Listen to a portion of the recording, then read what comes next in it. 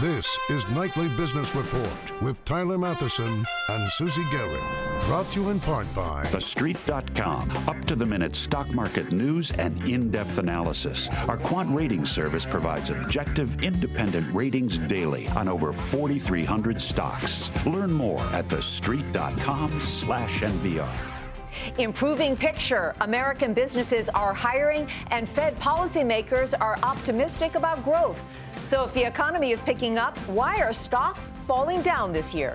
The Mullally effect. Microsoft shares drop after the CEO of Ford says he's staying put. Why that clouds the outlook for the tech company and brightens the future for the automaker. Going once, going twice.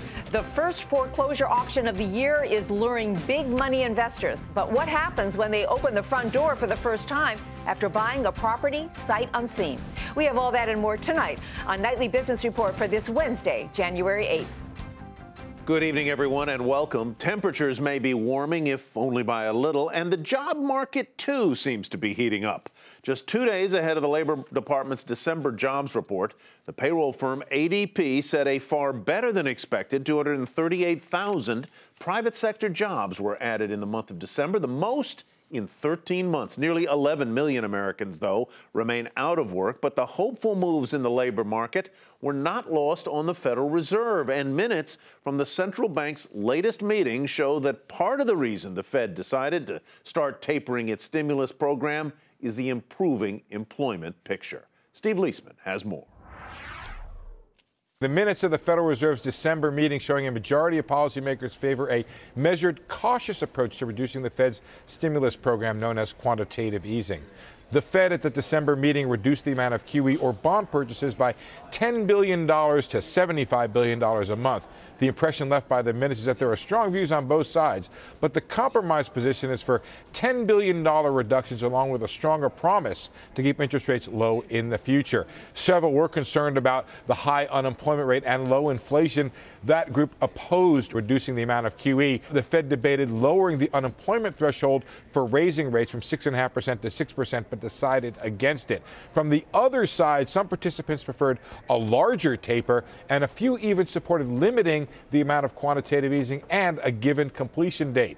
Now, in a survey of its members, the Fed found a majority of participants think the effect of quantitative easing on the economy is waning, and the QE's effect could be one that creates financial instability in the months ahead.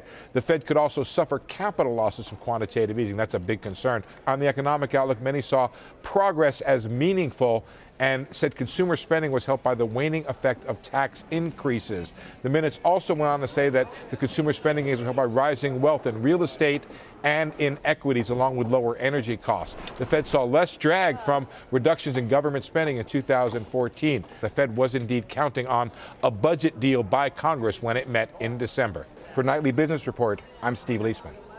Wall Street shrugged off that upbeat report from the Fed and those strong jobs numbers we told you about. Most of the major stock averages were down right from the opening bell to the close today. The Dow lost 68 points. The Nasdaq bucked the trend, adding 12, getting some help from a 10% jump in shares of Micron Technologies. And the S&P off just a fraction. Over in the bond market, traders are now convinced that the Fed will trim back bond purchases this year, so prices on U.S. government debt fell, sending the yield on the 10-year Treasury note to 3% for a little bit today, but ended at 2.994%. Tyler? All right, Susie, here with us now to talk more about the economy and how it all fits with this market and his outlook for 2014 is Richard Madigan. He's Chief Investment Officer with J.P. Morgan Private Bank. Richard, welcome. Good to have you with us. Nice. Happy New Year to you. As well. You know, Susie began the broadcast by sort of asking the question, if the economy, and not just in the U.S., is improving, so why are stocks stumbling? And not just in the U.S., in the emerging markets as well. Why? So I think two separate issues. Developed markets in the U.S., you've got to put into perspective the sprint that we saw last year in markets. So I think people are more tired than nervous. They're processing the direction. The macro data, and Steve touched on this in terms of the ADP data, you're seeing stronger labor markets. You're seeing stronger growth. people are trying to get their heads around what happens in valuation. But we still have a very constructive outlook for U.S. markets. Yeah, you're actually positive for this year and next year, 2015. What drives that? And, you know, what are going to be the telltale signs? Sure. When we came into last year, we sent a note out to clients and we said it was the year of rational exuberance. Markets were cheap, people were hesitant, they were fearful of left tail risk. So you saw a lot of people that were very, very concerned about the world erupting and going down again. What happened because of it? You watch people very begrudgingly rebuild risk positions, and markets, because they're markets, get ahead of themselves. This year, and to your this year, next year comment, to me is very much predicated on exuberance, but not irrational exuberance this year. So, Richard, how will the 2014 markets, U.S. and globally, be like 2013, and how will they be different? I think they're like them because you're watching broader dispersion with regard to growth. So the single most important theme for us is not only the change in leadership that you alluded to, Tyler, between developed markets and emerging markets. Developed markets are leading the delta or the change in growth this year. I think the bigger issue ends up being in terms of the risk appetite for investors. And so is it higher or lower? I think it's more stable. If you made me pick a word for what we're looking at this year, a more normal environment. And that's good. We haven't seen that in a while. Well, you were telling us just before the show began that you were saying that you would welcome a correction in the markets. Now, tell us why you would like that. Well, it's funny. Be careful what you wish for. So I apologize for saying it. But I think just watching a healthy degree of volatility in the markets. A correction last year was, what, 3%? And it was people very begrudgingly coming back in. If you believe that people have established some basic risk positions at this point, a little bit of a pullback creates trading opportunity. It also creates an opportunity for people to be more tactical. Last year, you should not have been tactical. You should have just been invested. This year, you should be invested, and I'm hoping to be a little bit more tactical. So stocks beat bonds, developed markets beat emerging markets? It's, you know, it's funny. No, I don't think they do. I think there's huge value in emerging markets out over the next 18 months. We've been very firmly committed to North Asia. So we've looked at markets like Taiwan, like Korea, Singapore, even China to a lesser extent. Tech sector in China was up 30+% last year. So there are pockets of opportunity. But emerging markets suffer from the throwing the baby out with the bathwater. No one cares. No one is deciding that, you know, Asia is different than Latin America. They're all different. Tell us, what are you avoiding? Bonds. And as funny as that sounds right now, we've gone up 100 to 125 basis points. So we've gone to 3%, as you said, on 10-year treasuries. We think there's a reasonable chance fair value this year on a 10-year treasury is 3.5%. But I don't outrule, if growth is stronger than we think, that we'll see a 4% handle.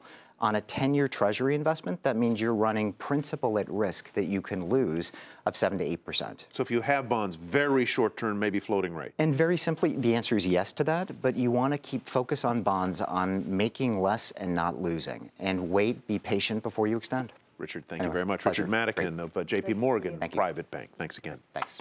And here's another sign of how the economy is improving. Confident Americans borrowed more money, a lot more, in the month of November. There were big gains in student and auto loans. The Federal Reserve reports that Americans increased their borrowing by more than $12 billion that month to a seasonally adjusted record amount of more than $3 trillion. Yes, that's trillion with a T. And credit card debt reached its highest level in 3 years. All those auto loans have been a big boost to automakers, and the chief executive of one of Detroit's big three, Ford CEO Alan Mulally, has told the Associated Press that he will remain at Ford at least through 2014, ending rumors that he might become the next CEO of Microsoft. So with Mulally off the short list, who are the front runners for that big job? Josh Lipton has the story. Investors had been excited about the possibility of Ford CEO Alan Mulally replacing Steve Ballmer, who is retiring. They thought Mulally would return cash to shareholders, cut costs, and maybe even sell or spin off Xbox and Bing. There is a debate among investors and analysts about the qualities the next Microsoft CEO needs to have. There are reports today that the selection of a CEO isn't expected before February, due in part to the packed schedule of Chairman Bill Gates. Some Microsoft investors want an executive who will streamline the organization and boost capital return to shareholders. Others are hoping for a person with a deep background in software. But Colin Gillis of BGC doesn't think the next CEO has to be a technologist. You've got Bill Gates on the board as the founder. He brings that technology component to the board level. So the CEO does not necessarily need to have those components. Instead, Gillis says the next CEO does have to have the ability and the experience in managing big, complex organizations. Which Microsoft insider might qualify? There's Stephen Elop, former Nokia CEO and current Microsoft VP of Devices and Services. Elop understands mobile technology and Microsoft's culture, but analysts question his tenure at Nokia, where the stock dropped 60% under his watch. Satya Nadella is another contender. He heads up Microsoft's cloud group, but Microsoft's problems right now are in different business lines, like mobile. The question is whether Nadella can address those challenges. Kevin Turner, Microsoft's COO, knows Microsoft inside and out, but picking Turner signals that the board is sticking with the status quo that could upset activists who want real change. Dan Ives of FBR says one outsider to watch is Paul Maritz, CEO of Pivotal and former CEO of VMware. He's a tech veteran who has a deep understanding of the cloud and next-generation data centers. When talking to analysts who cover Microsoft, there doesn't seem to be a lot of enthusiasm right now for any candidates. What analysts do agree, though, is on this. The headwinds that Microsoft faces as it adjusts to a post-PC world will be a big challenge for any CEO to overcome, regardless of who ultimately gets the job. Josh Lipton, Nightly Business Report, Silicon Valley. Well, now that Alan Mulally has made it clear he's staying on as CEO of Ford, this could be the start of what's expected to be a very good year for the automaker and its shareholders. Phil LeBeau has more. Say hi. Alan Mulally's been saying for months that he's not leaving Ford. Phil, I am honored to serve Ford, and we have no change in my plan. Now that he's made it official and says he is not going to Microsoft, Mulally and Ford are on the cusp of a very big year. Why? For starters, Ford will roll out 23 new models, including a completely redesigned Mustang and F-Series pickup truck. That truck could be a game changer. With lightweight aluminum panels and far greater fuel efficiency, the new F-Series is scheduled to hit showrooms late fall. It could usher in a new buyer, and that's kind of what this truck market needs. I mean, they're kind of satisfying the demand of people that need trucks, small business owners, construction, but really that recreational truck buyer hasn't come back. Meanwhile, Ford sales in China, which jumped 49% last year, could surpass 1 million vehicles in 2014. A long ways from 2006, when Mulally took over Ford and the company had paltry sales in a country with a booming auto market.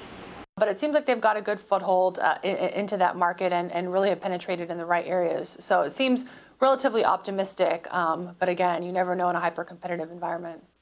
Mullally's plan to stick around also ensures a smooth transition to COO Mark Fields, who is expected to be Ford's next CEO. Fields has already taken over many of Mullally's day-to-day duties. All of this is potentially good news for Ford investors, who have seen their shares trail other auto stocks in recent months. If that changes in 2014, it will be Mullally's parting gift to a company he put on the road to long-term success. Phil LeBeau, Nightly Business Report, Chicago. Still ahead, Macy's wants to cut costs, and to do that, it will close stores and lay off thousands. Details coming up.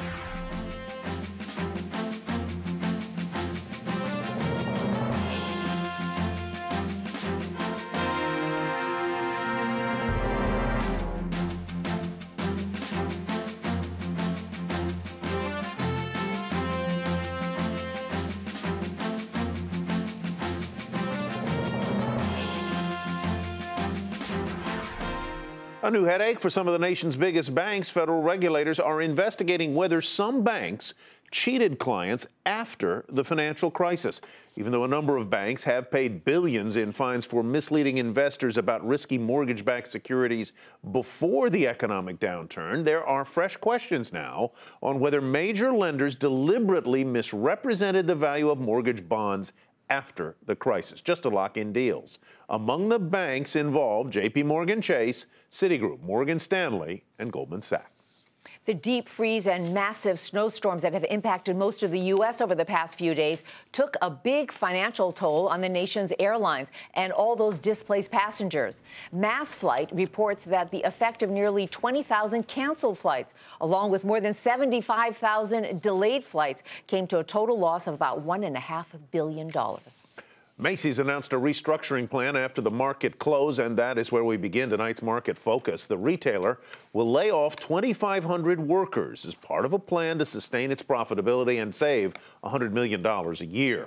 The company also reported a strong holiday season. Same-store sales were up in November and December by more than 3.5%. Shares initially spiked after hours. The stock did end the regular session slightly lower at $51.84. Forest Labs is buying Aptalis, a privately held drug company, for $2.9 billion. Aptalis specializes in treatments for cystic fibrosis and gastrointestinal disorders. The move is an effort by Forest to find new drugs to replace blockbusters that are facing generic competition. Shares surged almost 18% to $69.30. The billionaire investor Paul Singer's hedge fund, Elliott Associates, offered to buy Riverbed Technology for $3 billion. The firm already owns a large stake in the network equipment maker. Elliott has been pressuring Riverbed since November to review its business, calling the stock significantly undervalued. The offer sent shares of the company soaring up more than 9% to $19.53. And Barnes & Noble has a new CEO. The struggling book retailer promoted the head of its Nook division, Michael Hussaby, to the company's top spot. The chief's position has been vacant for almost 6 months since the last CEO, William Lynch, resigned after several earnings misses and weak sales in that e-book business, which he developed. Shares fell slightly to $14.63. Constellation Brands out with an earnings beat today. The liquor maker said its profit nearly doubled last quarter thanks to its acquisition of Corona. Constellation also raised its 2014 outlook because it expects strong growth in beer sales. Shares rose 9.5% to $76.61. Shares of McDonald's were in the red after it was downgraded by Wells Fargo. The firm lowered its rating to market perform from outperform, saying the company has lost market share in the U.S. in 3 of the last 4 months through November. The stock fell 1% to $95.41. JCPenney told investors it was, quote, pleased with its holiday sales performance, but it skimped on specifics. Penny's has been giving detailed reports on its progress as it tries to turn around, so the lack of hard numbers in this release fueled speculation that the retailer's comeback is stalling. The stock slumped 10% to $7.37. And then after the market closed today, Bed Bath & Beyond posted weaker than expected earnings and cut its full-year outlook. Profit was up 1.9% as the retailer saw an increase in sales, but that wasn't enough to make up for that disappointing forecast. Shares plunged initially in after hours. During the regular session, the stock rose slightly to $79.68. A mixed bag of data about how Americans did their holiday shopping and how much we all spent. ShopperTrack reports that foot traffic inside brick-and-mortar stores this past holiday season was down nearly 15% year over year, even though overall spending rose by a healthy 2.7%. The reason, you got it, so many more consumers did more of their shopping online. And consumers have also been busy shopping for houses. Mortgage applications rose last week, coming off a 13-year low in the final week of last year. Applications were up about 2.5% as interest rates on mortgages held steady. Well, with the housing market still on the mend, Atlanta's first foreclosure auction of 2014 took place this week. And for those who say the business of buying foreclosures to then rent them out may be ending, they might want to think again. Diana Olick followed investors from the auction block to neighborhood blocks for an inside look at this still soaring industry. They pitched tents in record-breaking Atlanta cold, huddled outside the county courthouse. Teams sent by large-scale institutional investors like Blackstone to bid on still hot commodities, foreclosed homes. I don't think there's any chance that this is going to be over for at least another 2 years. Frost's company, Key Property Services, buys and rehabs foreclosed homes, gets them rented, and sells them to investors as turnkey properties. We get significant gains. Third and final call, and we have sold it subject to the receipt of funds for $160,000. Some investors who got in early on the single-family rental trade are already getting out, taking advantage of sharply rising home prices. But others are just moving their operations. As the foreclosure discount has gone away in some of the warmer states, investors are looking for markets where they have properties that fit their sweet spot of somewhere between $85,000 and $150,000.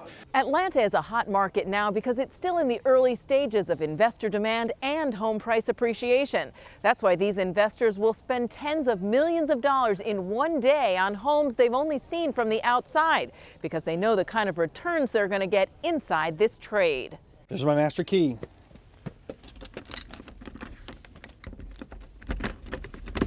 Oh, there you go. All right, let's go inside. Tell us what you do when you come into these homes first. What we're looking at to see if there's any plumbing or electrical that has been stolen, any damage to walls. This is one of 130 homes purchased by Key Properties in one day of auctions. Despite the mess it seems, Sweet says this home has only moderate damage. It should take about $20,000 to bring it back to what it was in a previous life.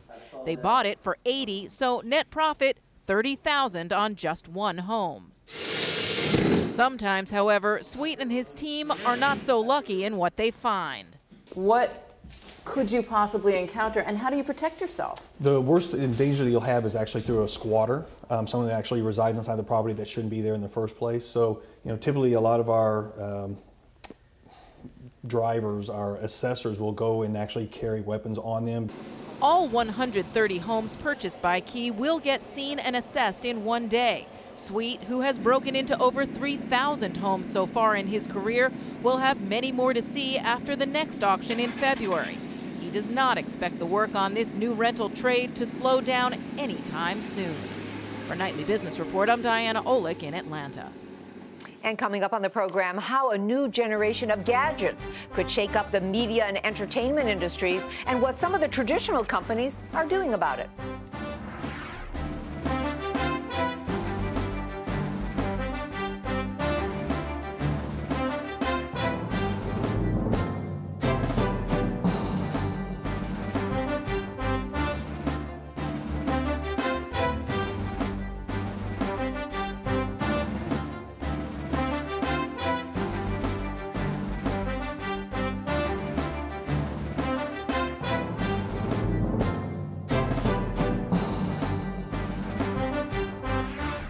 It may sound like something from the very distant future, but Nissan is ramping up its plans to put self-driving cars into production as early as 2020, just 6 years from now.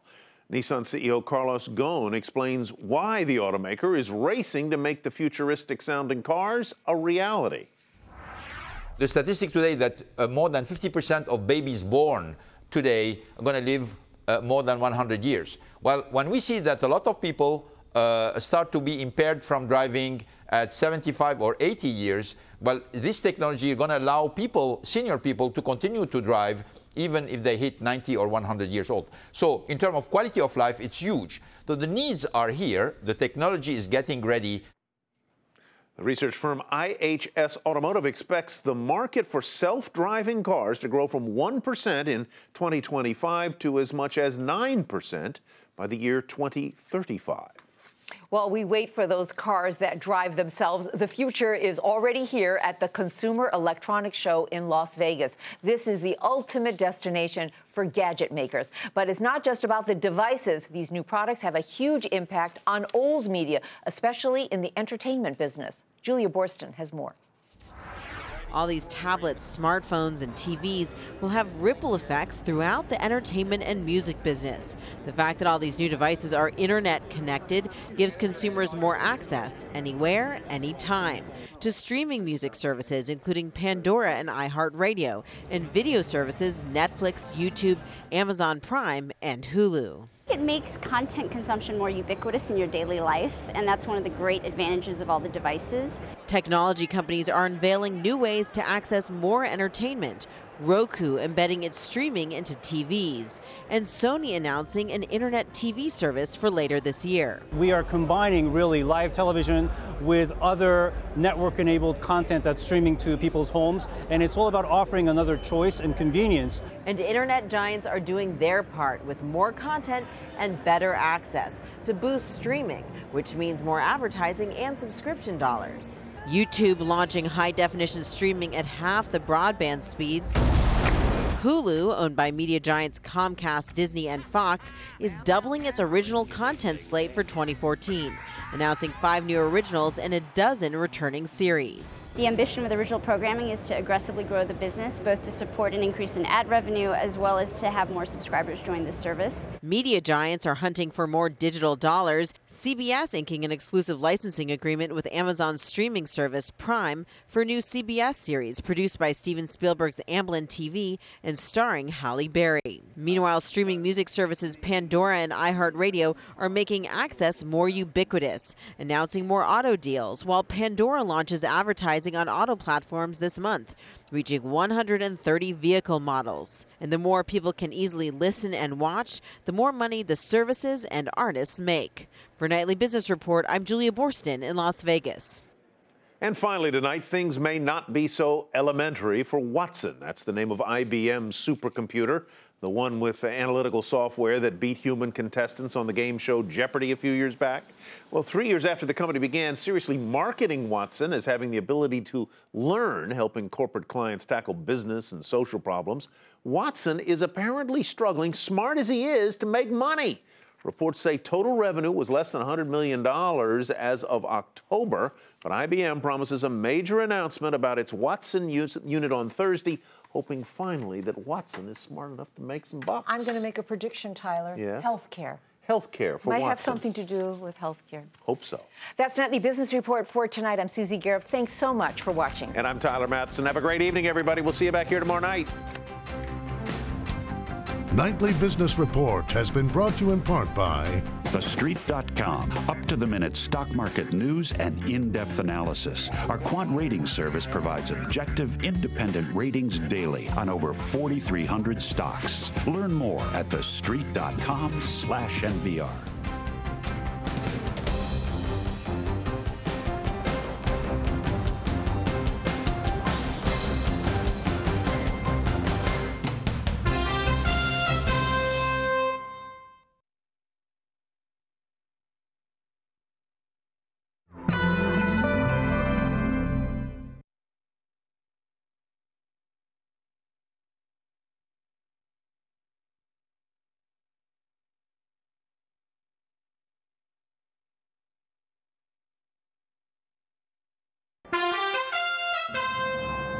I'm Susie Garrett with a Nightly Business Report news brief. Good news about the job market today. 238,000 private sector jobs were added in December, the biggest gains in all of 2013. The report comes just 2 days ahead of the Labor Department's jobs report. Minutes from the Federal Reserve's meeting last month showed that improvements in the job market were a big reason why policymakers decided to begin cutting back on their stimulus program. But Wall Street shrugged off all that upbeat news, and most of the stock averages were down today. The Dow lost 68 points, the Nasdaq added 12, and the S&P was off a fraction. And foot traffic inside stores this past holiday season was down nearly 15%, but spending rose by a healthy 2.7%, thanks to more online shopping. Be sure to tune into Nightly Business Report right here on your public television station.